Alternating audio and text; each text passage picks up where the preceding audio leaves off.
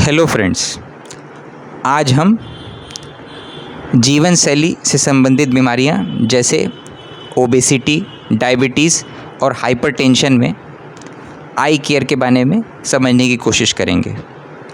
और जैसा कि हम जानते हैं कि समय के साथ नॉन कम्युनिकेबल डिजीज़ेस या लाइफस्टाइल डिजीज़ेस बीमारियों के साथ साथ टोबैको और अल्कोहल का भी दुष्परिणाम हमें देखने को मिलता है। अब हम आते हैं chronic vision loss in non communicable diseases और लाइफस्टाइल डिजीज़ेस, जिसका नंबर 1 कारण होता है कैटरेक्ट, जिसको कि हम मोतियाबिंद भी कहते हैं। और जैसा कि हम जानते हैं कि हमारे देश में डायबिटीज़ के पेशेंट काफ़ी बढ़ते जा रहे हैं और इसके चलते हमें डायबिटिक रेटिनोपैथी और ग्लूकोमा के पेशेंट्स भी काफ़ी मात्रा में देखने को मिल रहे हैं। अब हम आते हैं एक्यूट विजन लॉस पे।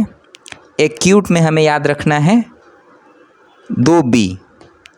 पहला बी है इंक्रीज्ड ब्लड प्रेशर और दूसरा है इंक्रीज्ड बीएमआई। आइडियल बीएमआई हमारा 25 से कम होना चाहिए, पर ऐसा देखा गया है और साइंस ऐसा मानती है कि ऑब्स्ट्रक्टिव स्लीप एपनिया के मरीज़ों में, जो कि पुरुषों में ज़्यादा कॉमन है 50 साल से अधिक होने पे, और जिनका बीएमआई 35 से ज़्यादा होता है, सडन लॉस ऑफ विजन देखा जाता है, जिसके मुख्य रूप से 2 कारण होते हैं।